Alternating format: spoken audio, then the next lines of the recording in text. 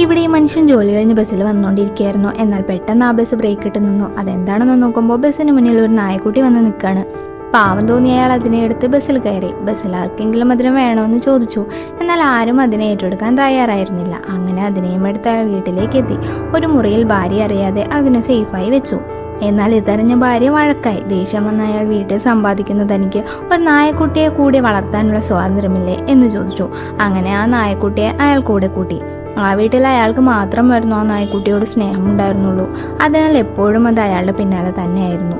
ഒരു ദിവസം അയാൾ ഓഫീസിൽ പോകുന്ന സമയം നായക്കുട്ടിയും റെയിൽവേ സ്റ്റേഷനിൽ പിന്നാലെ വന്നു. അതിനെ വീട്ടിലേക്ക് അയക്കാനായി അയാൾ അവിടെ ന്യൂസ് പേപ്പർ വാങ്ങിക്കൊടുത്തിട്ട് വൈഫിന്റെ കയ്യിൽ കൊടുക്കാൻ പറയുകയാണ്. നായക്കുട്ടി അതുപോലെ തന്നെ ചെയ്തു. എന്നാൽ വൈഫ് അത് മറ്റൊരു സ്ഥലത്ത് കൊണ്ടുവയ്ക്കാനായി അതിനോട് പറഞ്ഞു. അത് കൊണ്ടുവച്ചിട്ട് ഈവനിങ് അയാൾ ഓഫീസ് കഴിഞ്ഞ് വരുന്നത് കാത്ത് വീണ്ടും സ്റ്റേഷനിലേക്ക് പോയി അവിടെ വെയിറ്റ് ചെയ്തിരുന്നു. അങ്ങനെ ഇത് സ്ഥിരം ജോലിയായി മാറി. ഒരിക്കലൊരു വിദേശയാത്രക്കിടെ അയാൾ മരണപ്പെട്ടു. ഇതറിയാതെ നായക്കുട്ടി അയാളെയും വെയിറ്റ് ചെയ്തിരിക്കുകയാണ്. മഴയത്തും വെയിലത്തും അത് തന്റെ യജമാനെ കാത്തിരുന്നു.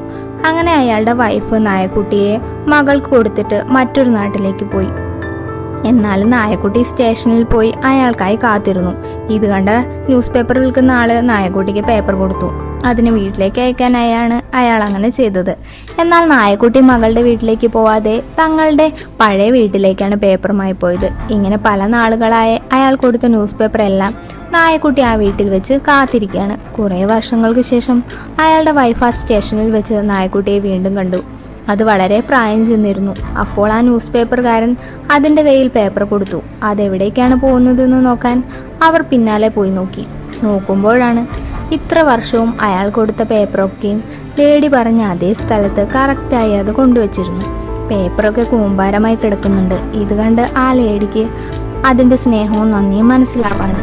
അപ്പോഴേക്കും അതിൻ്റെ ആയുസ് തീർന്നിരുന്നു.